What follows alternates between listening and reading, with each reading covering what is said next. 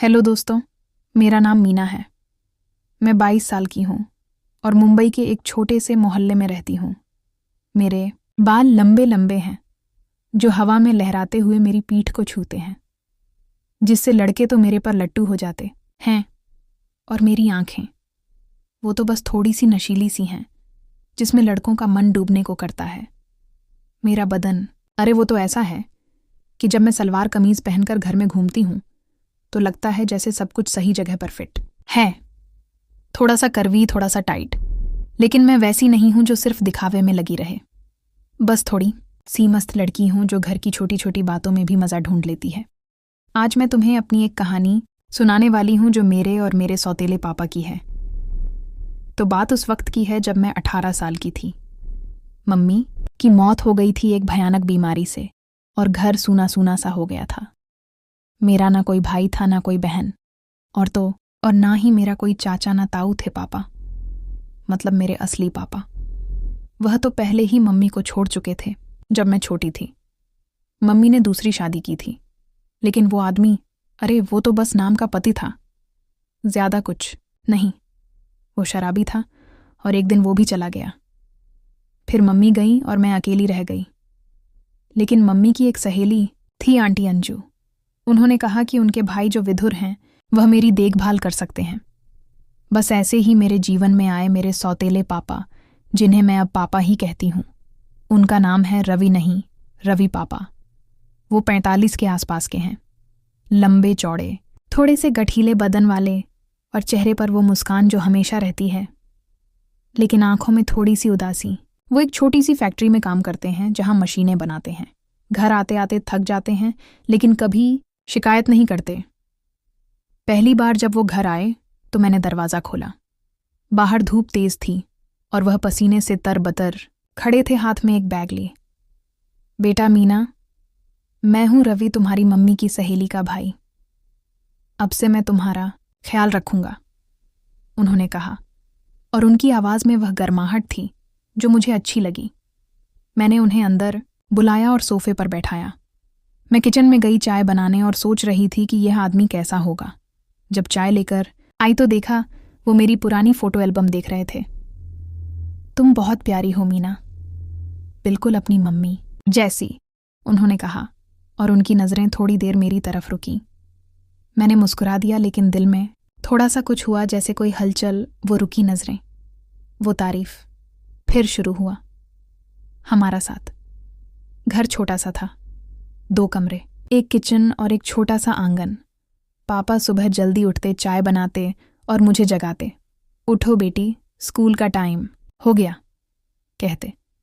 लेकिन उनकी आवाज़ में वह प्यार था जो मुझे अच्छा लगता। मैं कॉलेज में थी, तब आर्ट्स पढ़ रही थी। घर लौटती तो पापा पहले से आ चुके होते, थके हुए, लेकिन हमेशा मुस्कुराते। शाम को हम साथ बैठते, टीवी देखते। एक दिन मैंने नोटिस किया कि पापा की शर्ट का बटन टूटा हुआ था। पापा, ये क्या मैं सिल देती हूँ, मैंने कहा, और उनकी शर्ट उतारकर सिलने लगी। वो सिर्फ बनियान में बैठे थे और उनका बदन मजबूत, थोड़ा सा पसीने की महक वाला। मैं सुई धागे से काम कर रही थी, लेकिन मेरी नज़रें कभी कभी उनके सीने पर जाती। तुम्हारी मम्मी भी ऐसी ही थी क्या, घर संभालने वाली, उन्होंने पूछा और हाथ मेरे कंधे पर रख दिया। बस थोड़ा सा दबाया। पापा ने मुझे कभी कुछ गलत नहीं कहा, लेकिन छोटी छोटी बातें होती जो सोचने पर मजबूर करती। जैसे एक शाम मैं योगा कर रही थी घर के आंगन में। मैंने शॉर्ट्स और टी-शर्ट पहनी थी क्योंकि गर्मी थी। पापा बाहर से आए और मुझे देखकर रुक गए। वाह बेटी, तुम तो बहुत फिट हो, ऐसे ही जारी रखो, कहा, लेकिन उनकी नज़रें मेरी टांगों पर थोड़ी देर रुकी। मैंने हंस दिया। पापा, आप भी ट्राई करो ना, अच्छा लगेगा, उन्होंने कहा। मैं तो बूढ़ा हो गया, लेकिन तुम्हारे साथ कर लूंगा कभी। अगले दिन वो सच में मेरे साथ योगा करने लगे। हम साथ में मैट बिछाते और स्ट्रेच करते। एक बार मैं बैक स्ट्रेच कर रही थी और पापा ने मेरी कमर पकड़ ली सपोर्ट के लिए। आराम से, गिर मत जाना, कहा, लेकिन वो पकड़ थोड़ी टाइट थी। दिल धड़का। घर में हमारी बातें भी ऐसी होती। रात को डिनर के समय पापा कहते, मीना आज तुमने क्या बनाया, लगता है तुम्हारी उंगलियां जादू वाली हैं। मैं हंसती, पापा आप भी ना इतनी तारीफ। एक बार मैंने नई ड्रेस खरीदी, एक साड़ी जो थोड़ी ट्रांसपेरेंट थी। घर आकर ट्राई की और पापा से पूछा कैसी लग रही हूं। वो देखते रहे। बेटी तुम तो किसी अप्सरा जैसी लग रही हो, बस थोड़ा सा संभल कर पहना करो बाहर। उनकी आंखों में वो चमक जैसे कुछ छुपा हो। अब एक अनोखा सीन बताती हूं। हमारे घर के पास एक पुराना कुआं था जो अब सूख चुका था, लेकिन लोग वहां बैठकर बातें करते। एक दिन मैं और पापा वहां गए क्योंकि पापा को कोई पुरानी चीज ढूंढनी थी। कुआं का किनारा ऊंचा था और मैं ऊपर चढ़ गई देखने के लिए। पापा नीचे क्या है? मैंने पूछा। वो नीचे से बोले आराम से गिर मत जाना। लेकिन हवा तेज आई। पापा ने हाथ बढ़ाया मुझे पकड़ने के लिए और उनका हाथ मेरी जांघ पर लगा। सॉरी बेटी कहा, लेकिन वो टच थोड़ा सा लंबा रहा। मैं नीचे उतरी और हम हंस दिए, लेकिन दिल में वो सवाल, क्या पापा जानबूझकर नहीं, शायद एक्सीडेंट। फिर एक बार पापा को गिटार बजाना पसंद था। वो पुराना गिटार था उनके पास और शाम को बजाते। मैं उनके पास बैठती और सुनती। एक दिन उन्होंने कहा, मीना तुम सीखो ना, मैं सिखाऊंगा। मैंने कहा, हाँ पापा सिखाओ। वो मेरे पीछे खड़े हो गए, हाथ मेरे हाथों पर रखकर स्ट्रिंग्स दबाने लगे। उनका सांस मेरी गर्दन पर लग रही था, गरम गरम।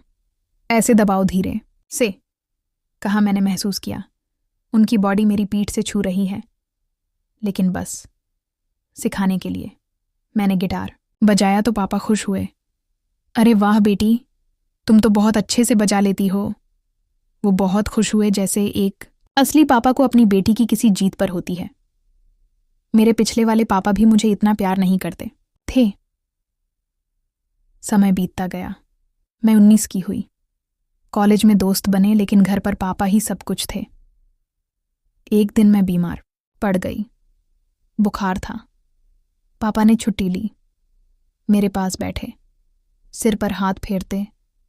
चिंता मत करो बेटी, मैं हूं ना। लेकिन जब दवाई देते उनकी उंगलियां मेरे होठों को छूती। लेकिन यही पापा का प्यार था। रात को मैं सो नहीं पा रही थी। पापा आए, मेरे बेड पर बैठे कहानी सुनाने लगे। उनकी आवाज़ सुकून देती। लेकिन जब हाथ मेरे कंबल के नीचे रखा, बस थोड़ा सा स्ट्रोक किया।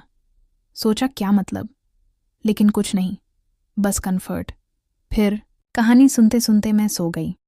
यही एक अच्छे पापा की जिम्मेदारी होती है। हमारे घर में एक पुरानी अटारी थी जहां पुरानी किताबें रखी थीं। एक दिन मैं वहां गई कुछ ढूंढने, लेकिन सीढ़ी से गिरने लगी। पापा नीचे थे।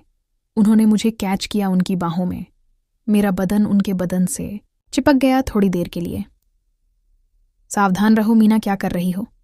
तुम गिर जाती तो। वो गुस्से में बोले। मैंने कहा, सॉरी पापा, आगे से ध्यान रखूंगी। पापा ने कहा, तुम्हारे सिवा मेरा दुनिया में कोई नहीं है। अगर तुम्हें कुछ हो गया तो मैं कहाँ जाऊंगा? उनकी आंखों में आंसू थे। मैंने उनकी आंखें साफ की और कहा, पापा आगे से ऐसा नहीं होगा। फिर धीरे धीरे पापा ने मुझे बिजनेस सिखाना शुरू किया।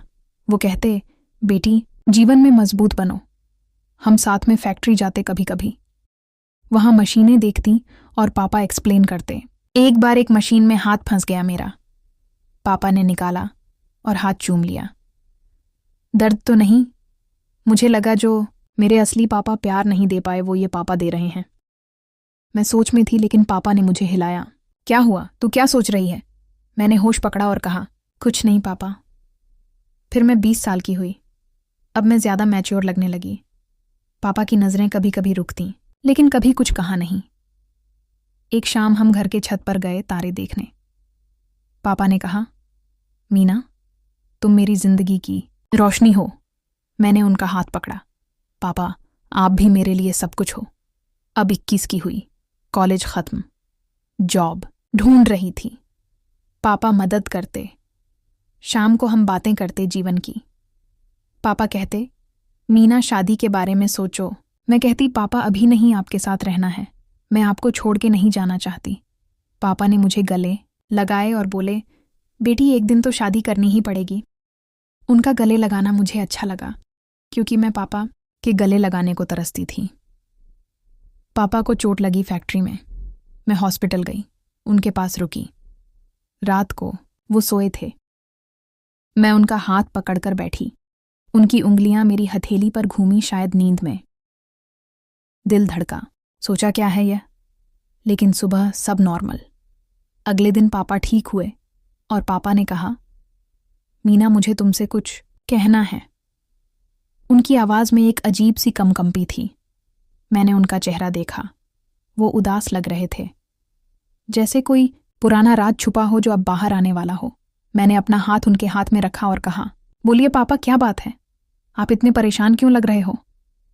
पापा ने एक गहरी सांस ली। उनकी आंखें नम हो गईं। वो उठे, खिड़की के पास गए और बाहर की रात को देखने लगे। बेटी, यह बात मैंने कभी किसी को नहीं बताई, लेकिन अब वक्त आ गया है कि तुम्हें सच पता चले। मैं तुम्हारा सौतेला पापा नहीं हूं, मीना। मैं तुम्हारा असली पिता हूं। उनके शब्दों ने मुझे जैसे बिजली का झटका दिया। मैं स्तब्ध रह गई। मेरी सांस रुक सी गई। क्या पापा, ये मजाक है ना? आप कैसे? मैंने हकलाते हुए पूछा। मेरा दिल जोरों से धड़क रहा था।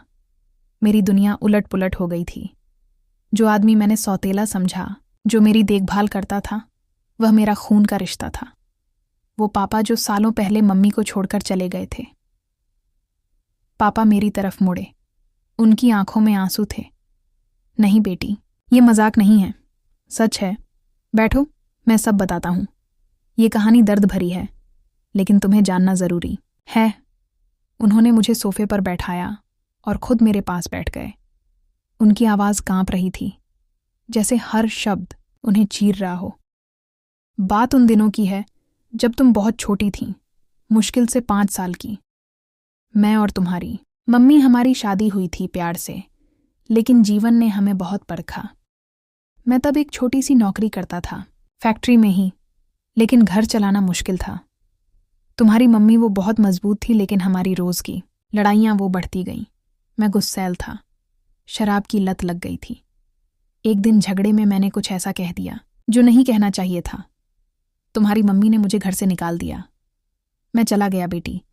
मैंने सोचा था कि समय के साथ सब ठीक हो जाएगा, लेकिन मैं गलत था। मैंने तुम्हें छोड़ दिया जब तुम्हें मेरी सबसे ज्यादा जरूरत थी। वो मेरी जिंदगी की सबसे बड़ी गलती थी। मैं रोने लगी। पापा, लेकिन क्यों? मम्मी हमेशा कहती थी कि आप हमें छोड़कर चले गए, किसी और के लिए। क्या वो सच था? मेरी आवाज में दर्द था, जैसे पुराने जख्म फिर से हरे हो गए हों। पापा ने सिर झुका लिया। नहीं मीना, वो झूठ था जो तुम्हारी मम्मी ने तुम्हें बचाने के लिए कहा। मैं किसी और के लिए नहीं गया। मैं टूट गया था। शहर छोड़कर दूर चला गया, एक छोटे से गांव में। वहां मैंने अपनी जिंदगी नए सिरे से शुरू की। शराब छोड़ी, मेहनत की। फिर एक दिन मुझे एक विधवा मिली, अंजू आंटी की दोस्त। हमने शादी कर ली। मैंने सोचा नई शुरुआत होगी, लेकिन ऊपर वाले की मर्जी कुछ और थी। हमारी शादी के बाद हमें पता चला कि मेरी दूसरी पत्नी को कोई बीमारी थी। वह मां नहीं बन सकती थी। डॉक्टरों ने कहा कोई समस्या है, बच्चे नहीं होंगे। मैंने बहुत कोशिश की, इलाज करवाया, लेकिन कुछ नहीं हुआ। उनकी आवाज में वह दर्द था जो दिल को चीर देता है। मुझे एक बेटी की चाहत थी मीना, एक ऐसी बेटी जो मेरी जिंदगी में रोशनी लाए। रातों को मैं जागता रहता, सोचता कि मेरी असली बेटी कहाँ होगी। तुम्हारी याद आती, लेकिन मैं लौट नहीं सकता था। तुम्हारी मम्मी ने मुझे कभी माफ नहीं किया होता। मैंने सुना था कि उन्होंने दूसरी शादी की, लेकिन वो शादी भी नहीं चली। मैं दूर से सब देखता रहा, लेकिन कभी हिम्मत नहीं की। फिर जब तुम्हारी मम्मी की मौत की खबर मिली, वो बीमारी ने उन्हें ले लिया। मैं टूट गया बेटी। अंजू आंटी ने मुझे बताया कि तुम अकेली हो। तब मैंने फैसला किया कि अब मैं अपनी बेटी के पास जाऊंगा, लेकिन मैंने सच नहीं बताया। क्यों पापा, क्यों छुपाया? मैंने रोते हुए पूछा। मेरे आंसू रुकने का नाम नहीं ले रहे थे। पापा ने मेरे सिर पर हाथ रखा। उनकी उंगलियां कांप रही थीं। डर था मीना, डर था कि अगर मैं कहूं कि मैं तुम्हारा असली पिता हूं तो तुम मुझे घर में घुसने भी नहीं दोगी। जब तुम्हें मेरी ज़रूरत थी मैं वहां नहीं था। मैंने तुम्हें छोड़ दिया था।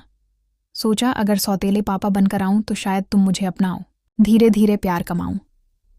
लेकिन हर दिन तुम्हारे साथ रहकर मैं खुद को कोसता था। तुम मेरी बेटी हो और मैंने तुम्हें इतने साल अकेला छोड़ दिया। माफ़ कर दो बेटी, अगर कर सको तो। मैंने तुम्हारी मम्मी को छोड़ा क्योंकि मैं कमज़ोर था, लेकिन अब मैं मजबूत हूं। तुम मेरी जिंदगी हो। मैं उनकी छाती से लग गई, रोती रही। वो दर्द, वो पछतावा, सब कुछ बाहर आ गया। पापा, मैं आपको माफ़ करती हूं। आप मेरे लिए सब कुछ हो। लेकिन यह दर्द, इतने साल हम दोनों रोए घंटों तक। वो रात हमारी जिंदगी बदल गई। अब कोई रवि नहीं था, सिर्फ प्यार था, एक पिता और बेटी का सच्चा प्यार। दोस्तों, कहानी यहीं ख़त्म होती है। अगर आपको यह कहानी पसंद आई तो चैनल को सब्सक्राइब करें, वीडियो को लाइक, शेयर और कमेंट ज़रूर करें। अगली कहानी में मिलते हैं।